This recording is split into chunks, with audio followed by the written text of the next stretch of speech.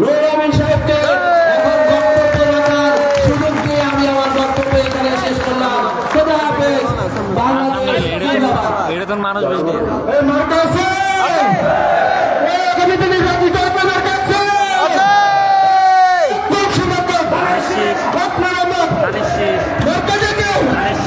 আগামী দিনে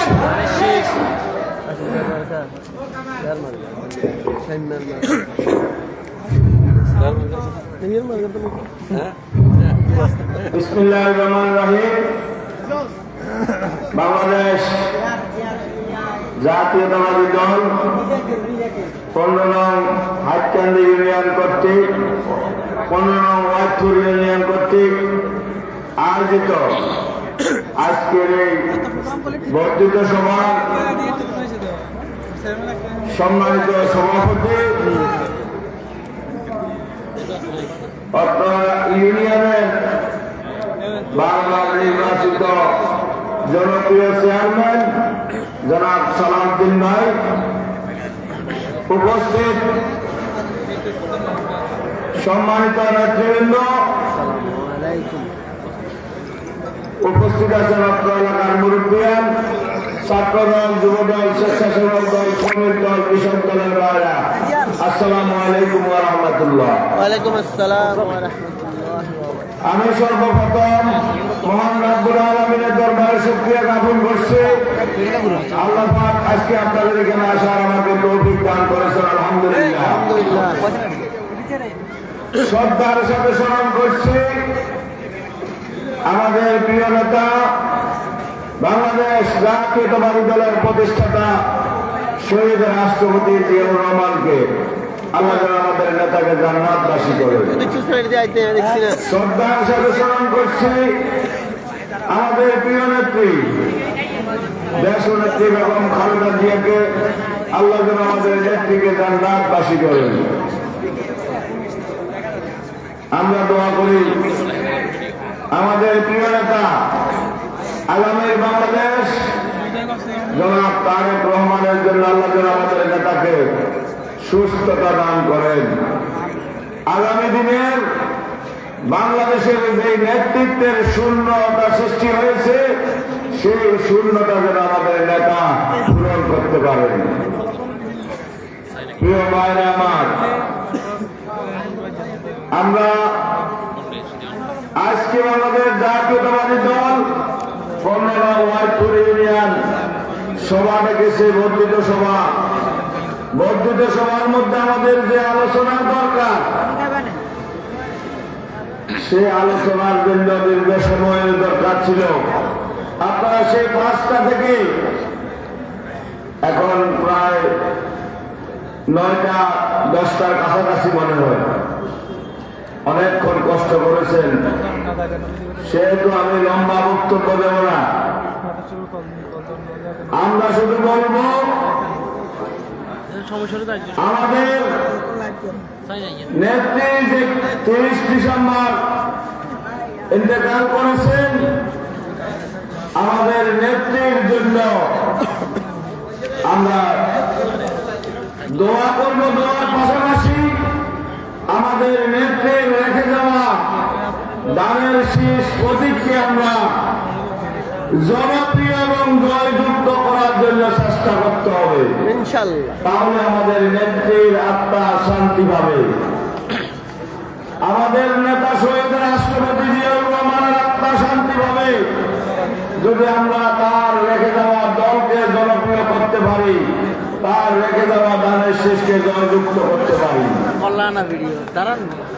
আমাদের সবকে শক্তিতে পরিণত করে দানের শীষের পক্ষে আমরা সকলে ঐক্যবদ্ধ হয়ে কাজ করতে হবে। তাহলে শুধু আমাদের নেতার আত্মা শান্তি পাবে। আমাদের নেতার আত্মা শান্তি পাবে আমরা যদি বিএনপির আমাদের নেতা শহীদ রাষ্ট্রপতি জিয়াউর রহমানের আদর্শকে যদি আমরা ধারণ করতে পারি, আমাদের নেত্রী দেশনেত্রী বেগম খালেদা জিয়ার আদর্শকে যদি আমরা ধারণ করতে পারি, তাহলে আমাদের নেতা এবং আমাদের নেত্রীর আত্মা শান্তি পাবে। কি ছিল তাদের সেই আদর্শ, যার কারণে বাংলাদেশে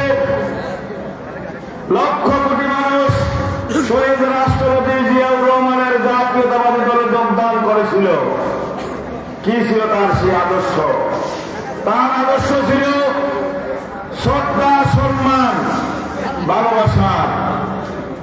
তার আদর্শ ছিল সততা। তার আদর্শ ছিল দুর্নীতি, দুঃশাসনের বিরুদ্ধে জিহাদ। ছিল কিনা? তার আদর্শের মধ্যে ছিল শ্রদ্ধা, সম্মান, ভালোবাসার রাজনীতি। আমাদের বিএনপির নেতা কর্মীদেরকে সেই শ্রদ্ধা, সম্মান, ভালোবাসার রাজনীতি শিখতে হবে, রাজনীতি শিখাইতে হবে, শ্রদ্ধা, সম্মান, ভালোবাসার রাজনীতি করতে হবে। তাহলে শহীদ রাষ্ট্রপতি জিয়াউর রহমানের আদর্শের রাজনীতি হবে। আমরা শহীদ জিয়ার দল করে কিন্তু তার আদর্শ লালন করি না। আমাদের নেতৃবৃন্দ যারা নেতৃত্ব দেন তাদেরকে বলবো, সামনের কাতারের এই মানুষগুলো বিএনপির নেতা নয়। তারা বিএনপির কাছে টাকা পয়সা চায় না, তারা বিএনপির কাছে পদ পদবি চায় না। তারা কি চায়? তারা চায় বিএনপির নেতা কর্মীরা শহীদ রাষ্ট্রপতি জিয়াউর রহমানের আদর্শের উপর থাকুক। এই সামনের কাতারের বিএনপির ভালোবাসার মানুষগুলাকে শ্রদ্ধা, সম্মান, করুক এবং ভালোবাসার রাজনীতি করুক। নাকি আপনারা বিএনপির নেতাদের কাছে টাকা পয়সা চান? কিচ্ছু চায় না। ওনারাই সামনের মানুষগুলা বিএনপি থেকে কত চায় না, টাকাও চায় না, পয়সাও চায় না, চায় শহীদ রাষ্ট্রপতি জিয়াউর রহমানের রেখে যাওয়া শ্রদ্ধা, সম্মান, ভালোবাসা। সেই শ্রদ্ধা, সম্মান, ভালোবাসা আমাদের মধ্যে কি এখন আছে? আমরা যে সকল শহীদ জিয়ার সৈনিকেরা আমরা স্লোগান দিই, নেতৃত্বের দাবি করি, মনে হয় আমাদের থেকে কিছুটা সরে গিয়েছি। আমরা সেই জায়গায় মনে আমরা নেই। আমাদের মুরব্বীরা মনে কষ্ট পায় যখন তাদের মূল্যায়ন হয় না, যখন তারা দেখে তাদেরকে শ্রদ্ধা, সম্মান, ভালোবাসা করে না, তখন এই মানুষগুলো মনে কষ্ট পায়। আমাদেরকে শ্রদ্ধা, সম্মান, ভালোবাসা দিতে হবে। ওনাদের ভোটে, ওনাদের সমর্থনে আমরা নেতা হই, ওনাদের সমর্থনে আমরা রাষ্ট্রের ক্ষমতায় যাই। ওনাদের চাওয়া পাওয়া তো আর কিছু নেই, শুধু একটু সম্মান, মূল্যায়ন, এইটুকু আমরা যদি দিতে না পারি, তাই আমাদের দল হেরে যাবে একদিন। এই লোকগুলা যখন শুনে বিএনপি ভালো আছে, তখন ওই লোকগুলার মুখে হাসি ফুটে। যখন শুনে বিএনপির কোন নেতা কর্মী একটি খারাপ কাজ করেছে, তখন এদের মুখ কালো হয়ে যায়, এরা মনে কষ্ট পায়। এদের স্বভাব একটা, বিএনপি ভালো থাকুক, বিএনপির নেতা কর্মীরা ভালো চলুক, বিএনপি ক্ষমতায় থাকুক, এর বাইরে এদের আর কোনো স্বভাব আছে বলে আমার মনে হয় না।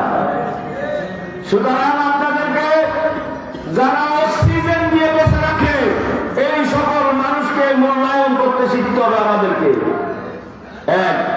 দ্বিতীয়, শহীদ রাষ্ট্রপতি জিয়াউর রহমানের যে সততার রাজনীতি, আমাদেরকে সেই সততার রাজনীতি করতে হবে। শহীদ রাষ্ট্রপতি জিয়াউর রহমান মারা যাওয়ার পরে তার ব্যাংকে কোনো টাকা পাওয়া যায় নাই, গিয়েছিল ভাইয়া? পাওয়া যায় নাই। তার বাড়িতে, তার ঘরে স্বর্ণ অলংকার পাওয়া যায় নাই। সারা বাংলাদেশে কোথাও তার একটি বাড়ি ছিল না। তার বাড়ির ঘরে পরের মাসে পরিবারের খাবারের ব্যবস্থা। এই জাতীয় প্রেসিডেন্ট কি পৃথিবীতে কেউ ছিল না, বিরল। উনি রাষ্ট্রের সেনাপ্রধান ছিলেন, রাষ্ট্রের সর্বোচ্চ ব্যক্তি প্রেসিডেন্ট ছিলেন, কিন্তু তার এই অবস্থা। তার এই সততার কারণে বাংলাদেশের মানুষ, বাংলাদেশ জাতীয়তাবাদী দল বিএনপির পক্ষে রায় দিয়েছিল। বিগত সময় রায় দিয়েছে, আগামীতেও বিএনপির পাশে মানুষ থাকতে চায়। তাহলে বিএনপির যে সকল নেতা কর্মীরা আছেন, আপনাদেরকেও সেই সততা থাকতে হবে। আপনাদের কাছে যদি সততা না থাকে তাহলে এই লোকগুলা কষ্ট পাবে। আপনাদের চরিত্রের মধ্যে সততা থাকতে হবে, শহীদ রাষ্ট্রপতি জিয়াউর রহমানের আদর্শ থাকতে হবে। দুর্নীতি